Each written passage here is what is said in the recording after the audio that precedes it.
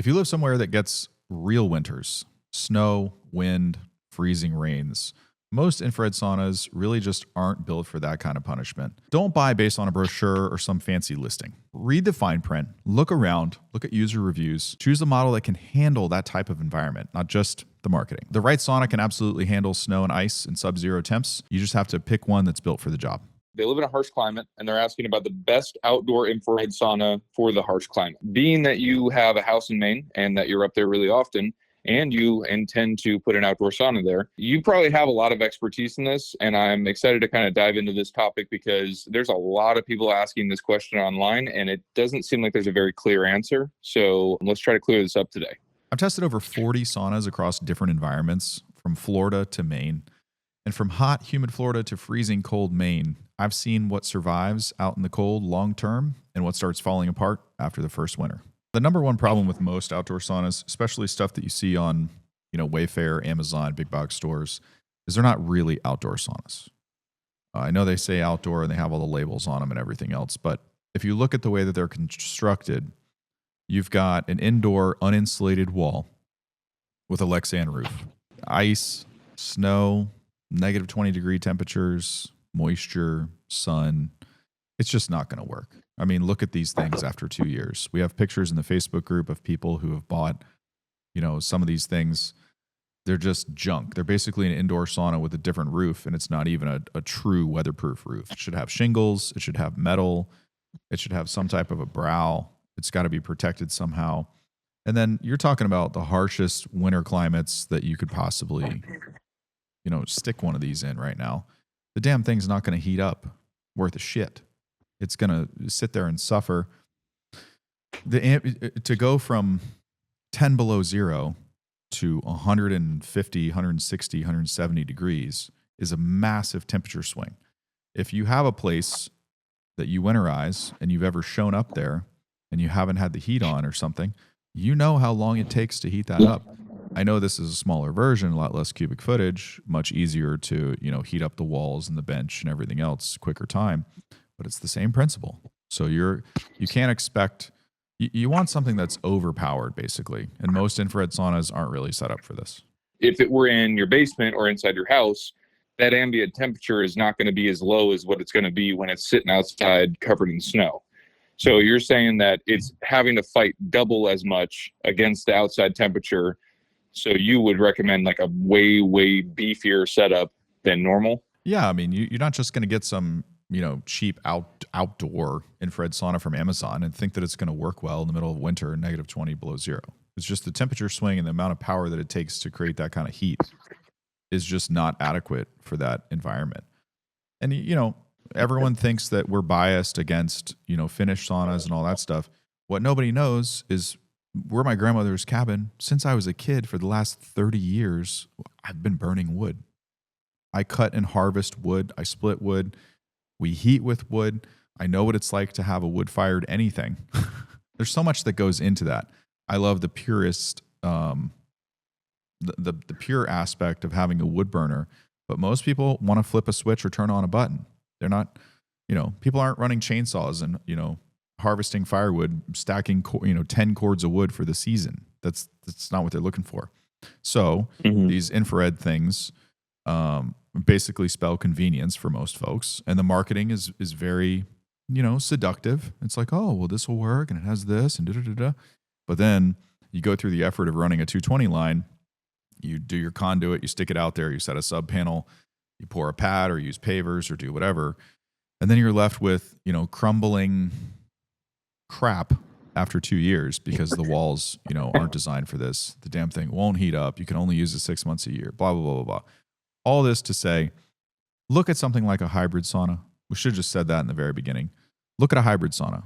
Yes, go infrared, but add a traditional sauna heater too. So you have two types of heat that will do the best in the harsh winter. For any outdoor sauna to not only survive the weather, but actually be able to be used in the weather, what are some things that actually matter for that? Well, construction, number one. So it's got to be, strong frame. Got to be able to handle a snow load. I mean, if we leave, you've seen it. We go to the cabin for snowmobiling or during skiing season. If nobody's been there for 2 months, how much ice and snow do you think is going to be on the roof? No one's been feet of snow. yeah, no one's been shoveling it. So, construction first and foremost, you got to have treated wood on the outside. Wouldn't recommend treated wood on the inside, obviously, because you'd be breathing it in. Weatherproof seals, good joinery.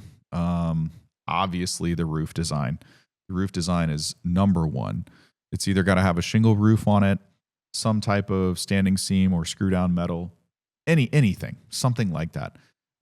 That's going to stand the test of time. It's been a while since we've done outdoor videos, but if you go back 2 years ago, we made some videos on the Costco barrel saunas. Those are good outdoor units. I believe they're made by Almost Heaven. They seemed great on the surface, but without a shingle brow, most people don't even know what that is. Without half of the barrel being covered, and we've talked about this at length, the tongue and groove pieces, after about 15 months on those, start to leak. Don't believe me? Go search Google. Go to Google Images and type in barrel sauna leaking. Picture after picture after picture. It's like it's raining inside. People are like, well, what happened? I bought an outdoor sauna. It's supposed to be, fit for all climates. It's tongue and groove, tight construction, da-da-da-da. You have to have a supplemental roof structure on those because the expanding and contraction over the years, the tongue and groove leaks. It's not adequate. But the people who sell these things, they don't care. They just want you to buy them. And then, 3 years from now, you have a pile of crap and you're turn around wondering what happened. Let's move on to requirements that you're going to need to have and things that you should do to make sure if you do get an outdoor sauna that it, continues working and you're able to use it. Yeah, you're either going to need to pour a concrete pad, have a wood deck, or a paver patio. You got to have some type of flat support. These things are heavy, 800 to 1,000 pounds usually when they're all done. You got to have dedicated electrical. You're just not going to get around that. It's probably got to be on its own circuit. There's probably got to be some ground fault protection, depending on which type, the electrician classifies it. They may consider it a wet environment. It is raining outside. So you're going to have a sub panel set usually for that to be directly hardwired, and then whatever code is in your area. This is not a case where you can just use an extension cord and plug something in and bury it and think that you're going to be great for the next 10 years. You want to be really careful and make sure you have a quality setup. Yeah, and with any outdoor siding and stuff, there's going to be regular maintenance. Every couple of years, you probably have to reseal the exterior skin. All the stuff that goes along with just like you'd take care of a house in a snow climate. The same thing applies to these. There's a ton of options online, and it's honestly extremely confusing because they all look really similar. What are some main things that people should be looking for that their sauna absolutely has to include in order to survive outdoors or in order to be able to be effective outdoors? The biggest thing is going to be heater performance and insulation. So you can get insulation value a couple different ways. You can get really thick, tight construction that it's super airtight. That's not really going to control the ambient temperature too much, but what it will do is allow the sauna to heat up adequately. It's very rare to find insulated panels that aren't custom builds. And heater performance is going to be number one because your temperature swing from 0 degrees to 160 or whatever, that's a lot. You're asking for a lot of performance. And just like a wood burner, it's not instantly hot. You start a fire and you leave and you come back. You have to wait. Well, dry electric or combo infrared, they're all going to be similar. You got to allow some time for that. But the better the performance, the better the heater layout, the more power you have on tap, the quicker that process will be. If you're looking for infrared, check out the Heavenly Heat stuff. The walls aren't necessarily insulated like a home. You don't have stick frame 2x4, 2x6 construction with general bat insulation in between. But what you do have is a double wall construction that's super solid, that's not cheap at least, and it's tight. So you got door seals. When you're in that thing, it actually holds the heat. It's not going to be junk. It'll have a real weatherproof roof. If you're looking for, an infrared, I would check out one of the combo units. You get a traditional sauna heater in there along with the infrared. And unlike some other companies online, you can run those simultaneously. Other companies make outdoor saunas that look amazing. I would personally own one, except for one thing. You can only choose the infrared heat or the traditional heat when you do your daily session. I would want to use both so that you can overcome those temperature swings in a quicker fashion. So, and the other thing is, we kind of talk about this as smart airflow, but it's a couple different things. One is being able to have some type of venting that doesn't necessarily work through the roof because You could have thick, coming from the indoor sauna world, most saunas have roof vents. Well, that doesn't work for outdoor saunas. So it needs to be vented under the eaves. I would personally prefer they model the traditional Finnish sauna venting, which is left or right low, left or right high. So you get like this basically cross breeze in there. Interesting thing about that though, whether you decide to get an infrared, a combo, a Finnish sauna, a wood burning, it doesn't matter. I would pay attention to the door opening. This goes along with smart venting and smart airflow. Some recent companies that I've seen on the market, they're engineering their saunas to where they put the door on the high side of the sloped roof. So if you have a shed style roof, they put the door here or they put the door here.